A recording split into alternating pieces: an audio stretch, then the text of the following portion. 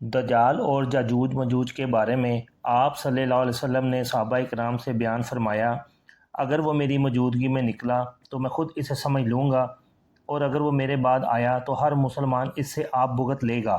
میں اپنا خلیفہ ہر مسلمان پر خدا کو بناتا ہوں۔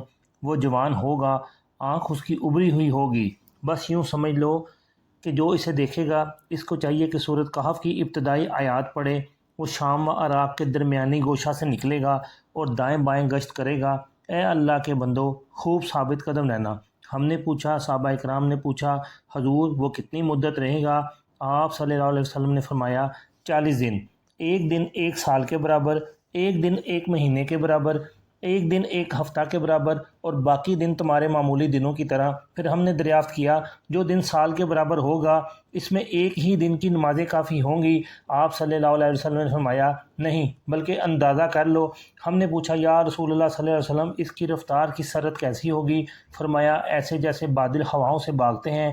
ایک قوم کو اپنی طرف بلائے گا، وہ مان لیں گے تو آسمان سے ان پر بارش ہوگی، زمین سے کھیتی اور پھل اگیں گے، ان کے جانور تر و تازہ اور زیادہ دودھ دینے والے ہو جائیں گے۔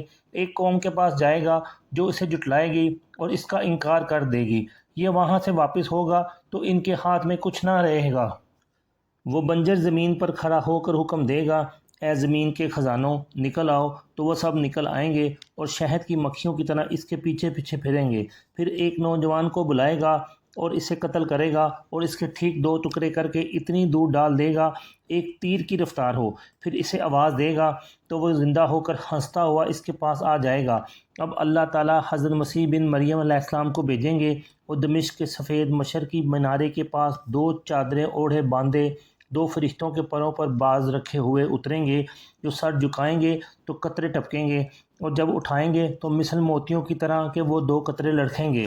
جس کافر تک ان کی سانس پہنچ جائے گی وہ مر جائے گا، اور آپ علیہ السلام کا سانس وہاں تک جائے گا جہاں تک نکاح پہنچے۔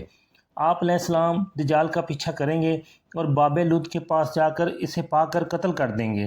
پھر ان لوگوں کے پاس آئیں گے جنہیں خدا نے اس فتنے سے بچایا ہوگا، ان کے چہروں پر ہاتھ پھیریں گے اور ان کے جنتی درجوں کی انہیں خبر سنائیں گے۔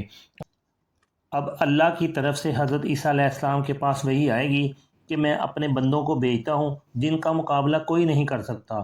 تم میرے ان خاص بندوں کو طور کی طرف لے جاؤ۔ پھر یاجوج ماجوج نکلیں گے، وہ ہر طرف سے کودتے پھاندتے آ جائیں گے۔ بحیرہ طبریہ پر ان کا پہلا گروہ آئے گا، اس کا سارا پانی پی جائے گا۔ جب ان کے بعد ہی دوسرا گروہ آئے گا تو وہ ایسا سوکھا پڑا ہوگا کہ وہ کہیں گے شاید یہاں پہلے کبھی پانی ہوگا۔ حضرت عیسیٰ علیہ السلام اور آپ کے ساتھی مومن وہاں کوہ طور پر اس قدر محصور رہیں گے کہ ایک بیل کا سر بھی انہیں اس سے بھی زیادہ اچھا لگے گا جیسے تمہیں آج 100 دینار محبوب ہیں۔ اب آپ علیہ السلام اور مومن خدا سے دعائیں اور التجائیں کریں گے، اللہ تعالیٰ اس قوم کو یاجوج ماجوج پر گردن کی گلٹی کی بیماری بھیج دے، جس میں سارے کے سارے ایک دم سے ایک فنا ہو جائیں گے۔ پھر حضرت عیسیٰ علیہ السلام اور آپ کے ساتھی زمین پر اتریں گے، مگر زمین پر بالشت بر جگہ بھی ایسی نہ پائیں گے جو ان کی لاشوں اور بدبو سے خالی ہو۔ پھر آپ علیہ السلام اللہ تعالیٰ سے دعائیں اور التجائیں کریں گے تو بغتی اونٹوں کی گردنوں کے برابر ایک قسم کے پرندے اللہ تعالیٰ بھیجے گا جو ان کی لاشوں کو جہاں خدا چاہے ڈال آئیں گے۔ پھر بارش ہوگی جس سے تمام زمین دل دلا کر آئینہ کی طرح صاف ہو جائے گی۔ پھر زمین کو حکم ہوگا کہ اپنے خزانے نکال اور اپنی برکتیں لٹا۔ اس دن ایک انار ایک جماعت کو کافی ہوگا، اور وہ سب اس کے چھلکے تلے آرام کر سکیں گے۔ ایک اونٹنی کا دودھ ایک پورے قبیلے سے نہیں پیا جائے گا۔ پھر پروردگار عالم ایک لطیف اور پاکیزہ ہوا چلائے گا جو تمام ایماندار مرد عورتوں کے بغل تلے سے نکل جائے گی، اور ساتھ ہی ان کی روح بھی پرواز کر جائے گی، اور بدترین لوگ باقی رہ جائیں گے جو آپس میں گدھوں کی طرح دینگا مشتی میں مشغول ہو جائیں گے۔ ان پر قیامت قائم ہوگی۔ اللہ تعالیٰ قیامت کے ہولناک منظر سے تمام ایمان والوں کو بچائے۔